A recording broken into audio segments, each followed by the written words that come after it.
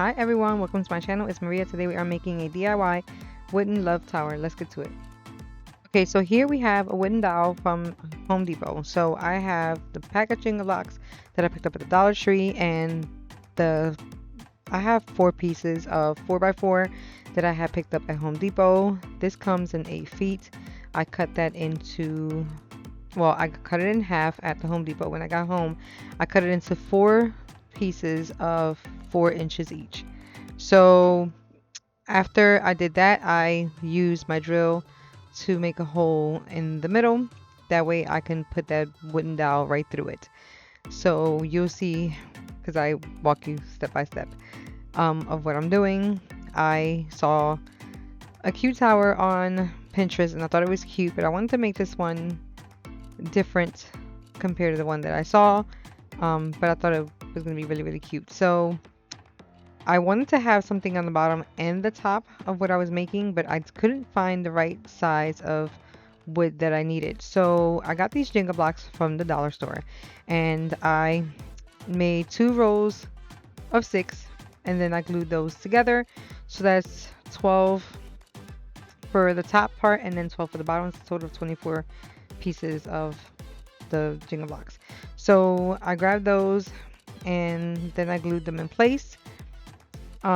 Because one is going to be at the bottom, then the block's going to go on top, and then the other part is going to be on the top. And then I'm going to put feet on them, that way it could stand and it can be lifted up from the table. So you see how that turns out as the video goes on. Keep watching.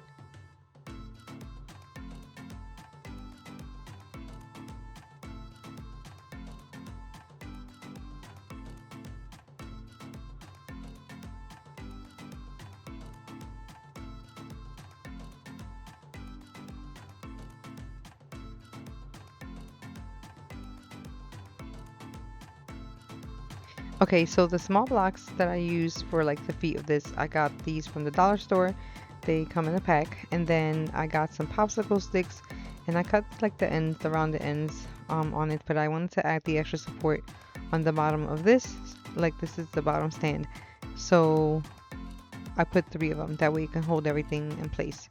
And I didn't want the blocks to fall, considering the blocks are pretty heavy when they're stacked up together.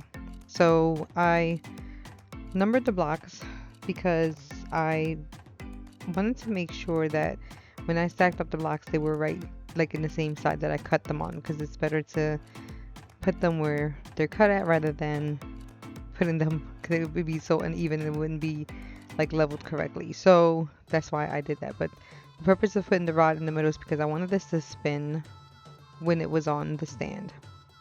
So back up to Home Depot, I got some metal washers. The washers are going to go in between the blocks because I want the blocks to spin. I figured that having the blocks together wasn't going to spin correctly, so I felt like that was going to make it like help spin better. So I grabbed the other wooden dowel that was there and I dipped it in the paint because I needed to mark the spot where the hole was on the blocks. That way I can drill a hole onto that, and then the rod will go in place. And then I grab my hot glue gun and I glue 2 washers on each block, one on the top, one on the bottom, because these are going to be together and it's going to help it spin. Grab my drill, I drill the hole onto this block, and then I drill the hole onto the next one, and then I cut my wooden dowel. But this is me putting them together, make sure that I don't cut it too short, so I had to measure it and stuff before I did that. But after I cut it, I want to make sure that, you know, if it's like leveled correctly, it's just the right size, and I'm not cutting too much of it before I can put the top part on. And then I have to move on to painting everything else, because I don't want to paint everything once it's put together. I want to put everything together after everything is painted. So after I'm done doing this, then I move on to paint the blocks, because the blocks are going to have different things on them. Oh, I also got this knob for the top because it's going to be on the top, and I want to make sure that I put this knob on there. So I also got that at the dollar store, which wasn't a lot either. But yeah, I got that, and then I glued that on top, and then I move on to painting everything.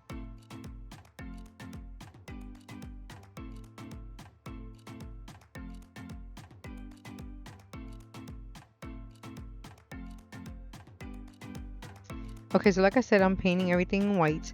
Um, this is actually Behr white paint. It's the eggshell.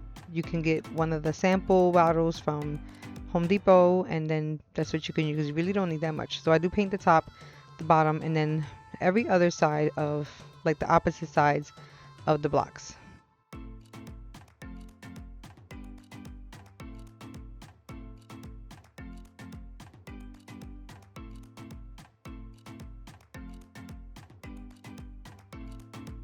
Okay, so once my blocks were painted and dried, I grabbed my letters and I used my transfer tape to put them onto the blocks. So I'm putting love on one side and I'm putting home on the opposite side, because in between, like on the opposite sides, like every other, it would be a picture of my family. So you'll see how that turns out after and what's the next step.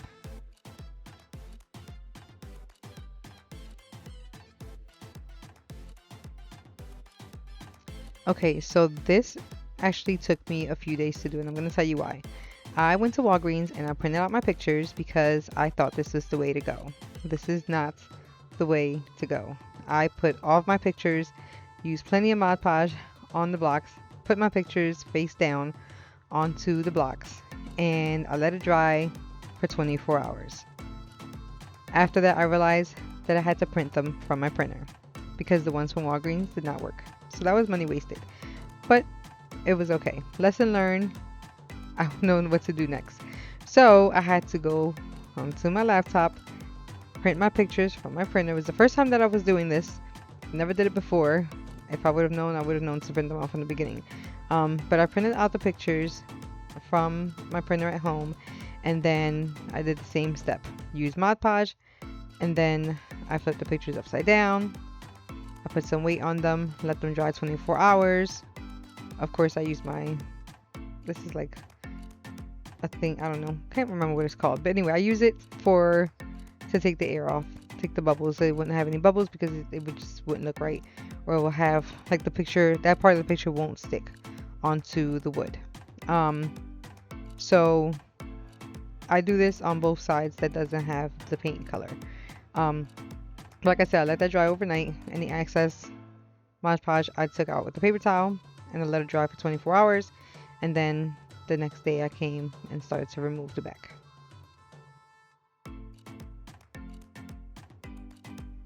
Okay, so 24 hours later, this is a rag. It's a wet rag. It doesn't have to be soaking wet. It's just damp.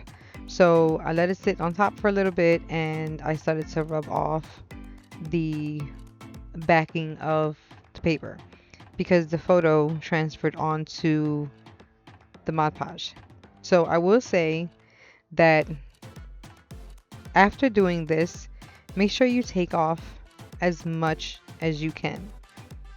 But be careful, because if you do it too hard, it will take some of the picture off.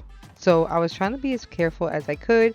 I didn't want to remove too much because I felt like I was starting to take some of the picture off on, like, the ends, around the edges, and I didn't want to take any of the faces off. So I was being very careful, and after using the rag for a little bit, I then moved to using my hands and started rubbing it off a little bit better. Some of it did come off around the edges, but it was fine because I didn't want anything else, like, to come off, like the faces.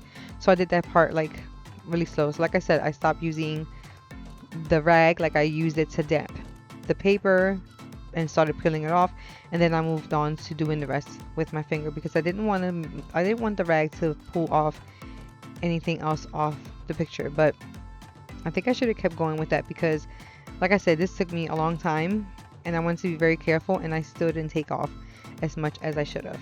But after I was done and took off as much as I could without messing up the picture on the block, I went back with my Mod Podge and I put Mod Podge on all of it, where the letters are, where the pictures are, just to give it that permanent hold, and it wasn't going to come off. So that's what I did with that. And then I did that with all 4 blocks. I bought this little molding. I found it at Home Depot, and I thought it was really cute. They had different designs, but I think I like this one the most, and I ended up grabbing this, but I measured it because I wanted to put it on the top and on the bottom, and then I painted this in black, and then I went on to glue it to the top and bottom piece.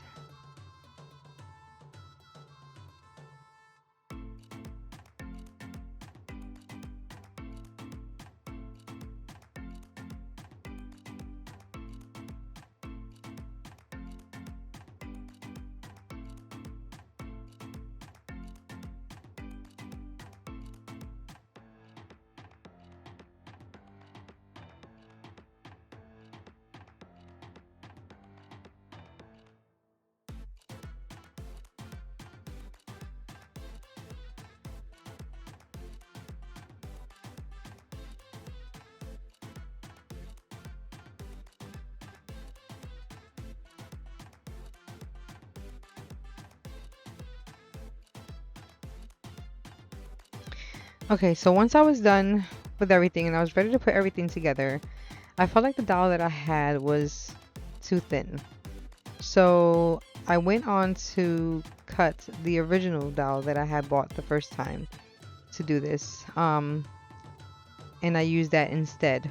So I cut it the same size as the other one, and then I had to make the holes on the blocks and on the bottom piece a little bit bigger. But after I was done doing all of that, I grabbed my hot glue gun and I put that in place. I think I'm gonna go back and probably just put the wood glue, because I think it'll hold it better with the wood glue, rather than the hot glue gun. I mean, it did hold, and it's still holding.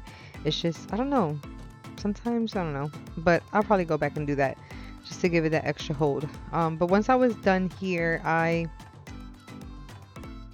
put it in place. I was happy with how it was looking, so I grabbed the hot glue gun and I glued the top piece on. Once the top piece was glued on, I was not going to take it back off. I mean, I could, because I did use hot glue gun, but still. But this is how this turned out. This really took me nearly a week. Like, I would say it took me about a week, because I started last week and I didn't get to finish before Friday, and I actually finished it yesterday. But it actually turned out really, really cute. I will say that this project was a bit of a challenge. It didn't come out exactly the way I wanted it, but it came out close to how I wanted it to come out. I was a bit disappointed how the pictures came out, but I'm okay with it. But if you stay to the end of this video, thanks for watching. Please like and subscribe for more. To the next one. Bye!